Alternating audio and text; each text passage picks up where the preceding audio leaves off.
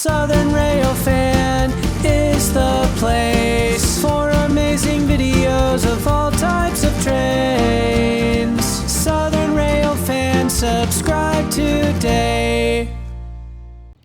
Okie doke, getting our day started here again at Moody Town, waiting on southbound M653. But I got a couple questions about yesterday's video about the people, Danny and Dayton, that we met over here. Someone asked me, actually a couple people asked me why I didn't mention their YouTube channel.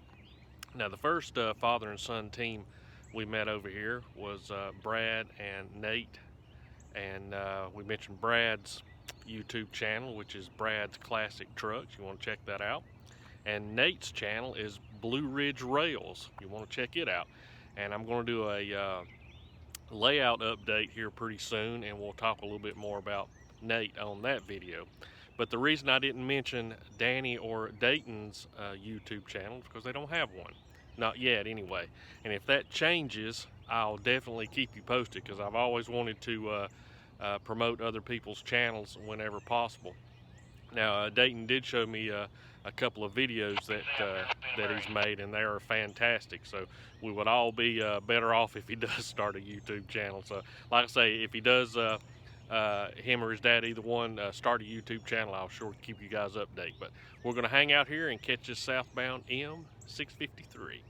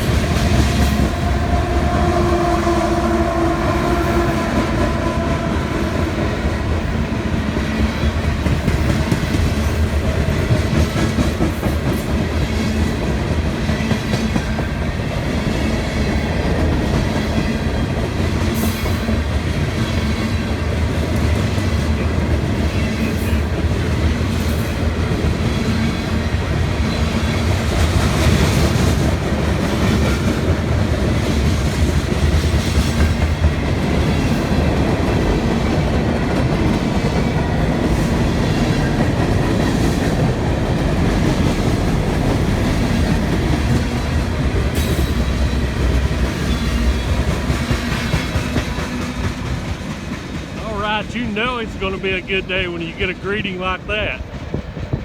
Sweet. Okie dokie, we're back over at Moody Town to catch northbound M652.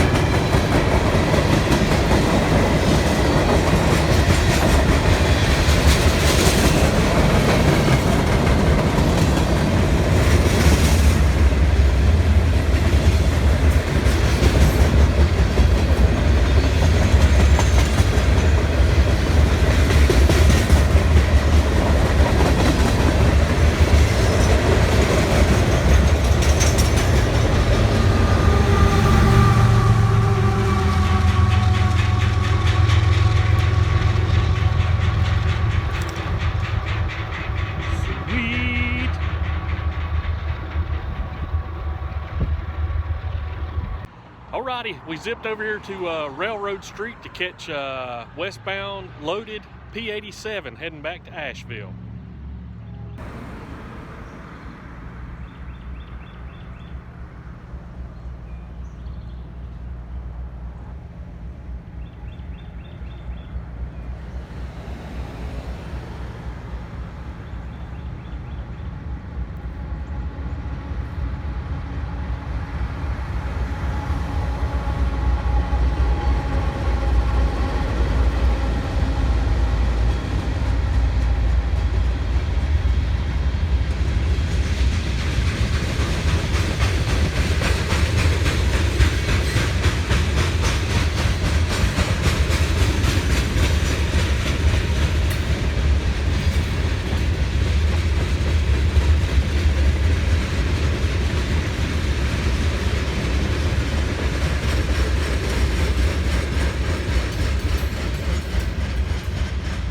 Good sized train.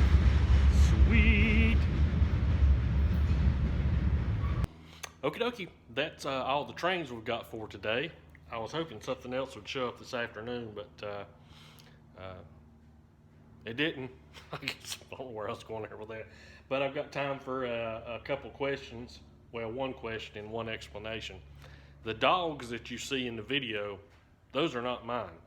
I wouldn't let my dogs run around loose all willy-nilly like that. Apparently they belong to someone there in the community around Moody Town. The dark colored one has been there for several weeks. They're both friendly.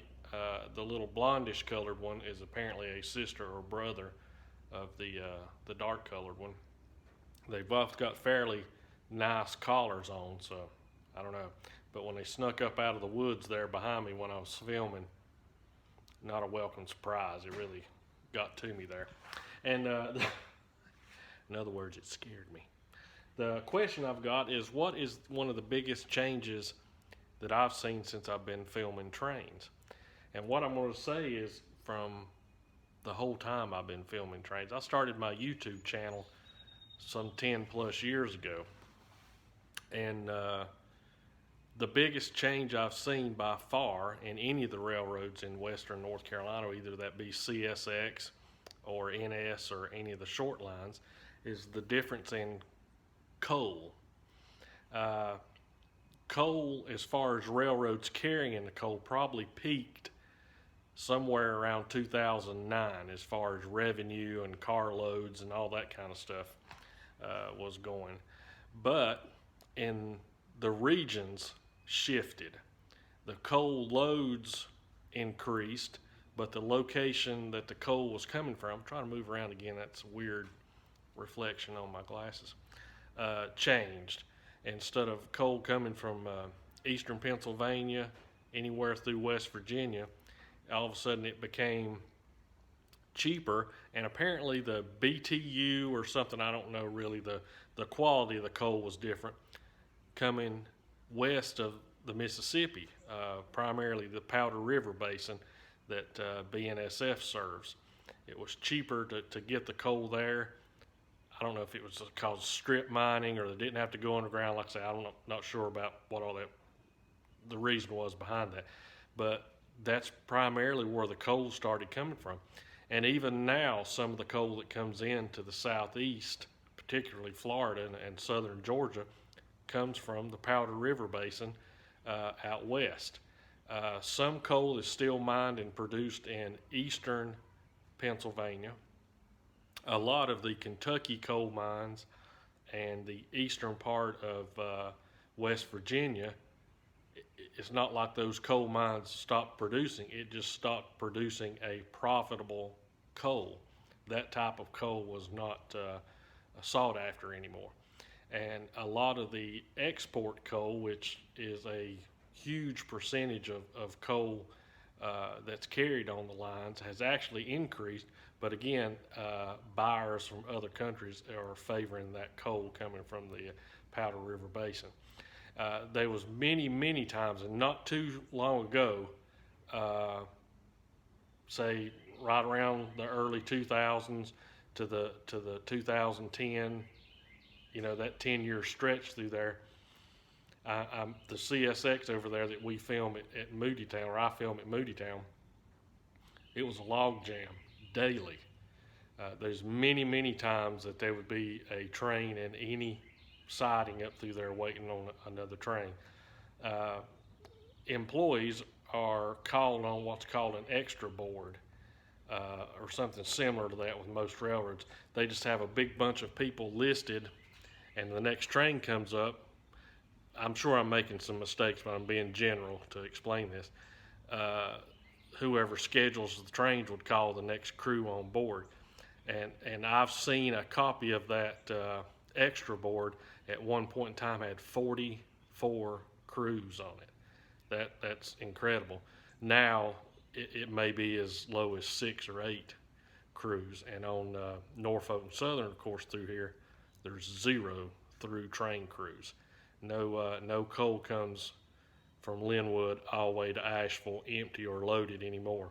The coal-fired plant there at Asheville went to natural gas. The coal plant that both CSX and Norfolk and Southern serves in Catawba off the NS, and I think that's what they call Terrell on CSX. Obviously, CSX coal train comes this way, but NS train comes down from Pennsylvania down through Roanoke and Linwood and that way back up. So that is a long, muddied up definition of the biggest change that I've seen in rail traffic and train action here where I film. So, alrighty, hope that didn't confuse you. Anyway, we'll get out tomorrow and see what we can catch. See you then.